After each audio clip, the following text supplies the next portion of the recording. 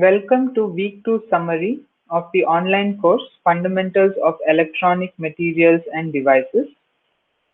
In week 2, we primarily looked at intrinsic semiconductors, which are semiconductors in an ideal state, so they have no impurities and defects, and typically they are taken to be single crystals.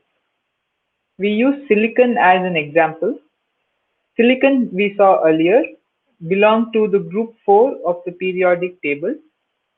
Each silicon has 4 electrons in the valence shell, s2p2, which forms sp3 hybrid orbitals. So we say that each silicon has 4 bonds.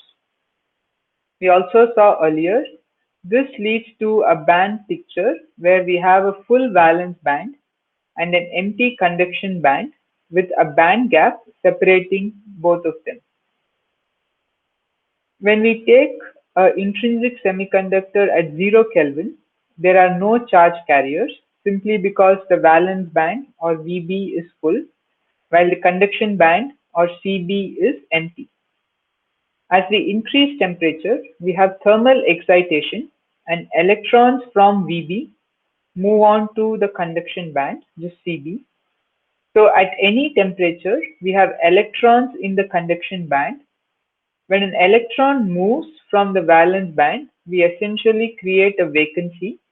The vacancy is called a hole, and it is said to be positively charged because we have a vacancy of a negatively charged electron.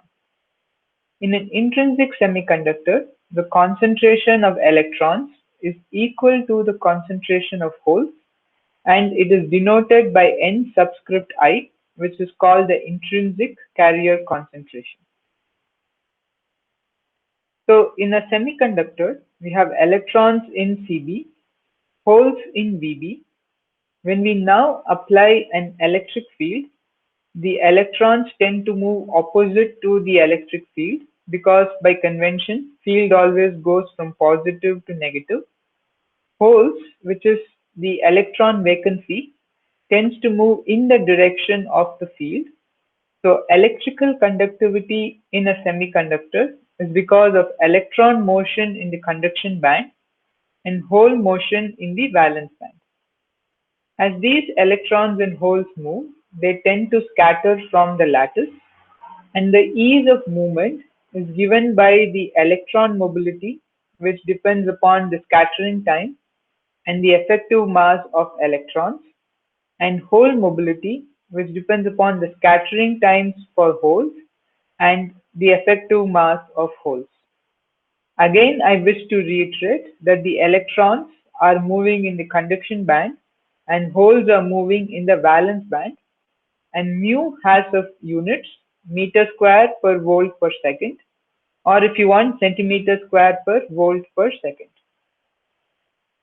We can use the free electron gas model, which basically means we can use both the density of states and the Fermi function to calculate Ni.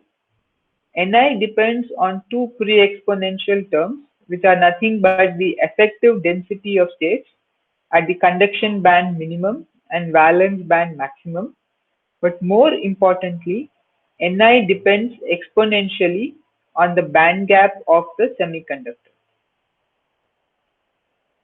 So this is a pictorial representation of the equations from the previous slide.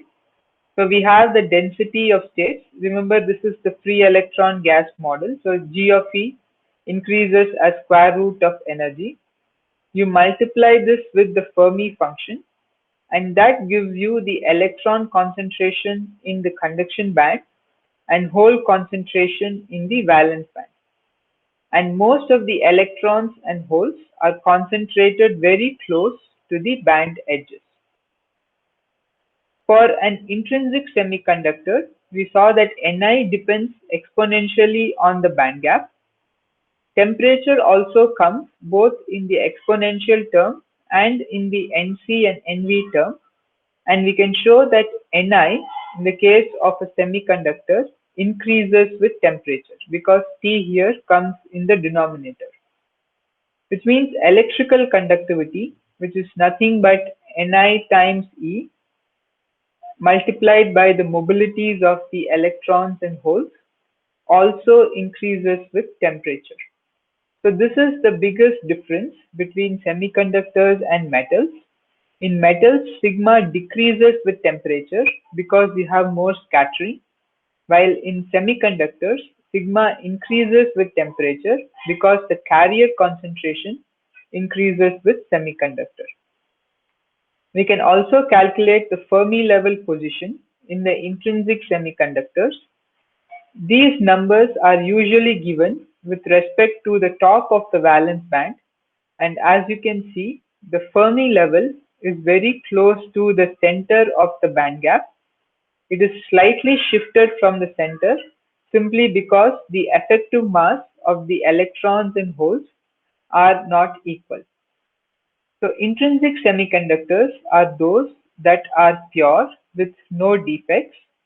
However, they have limited usage when it comes to semiconductor devices.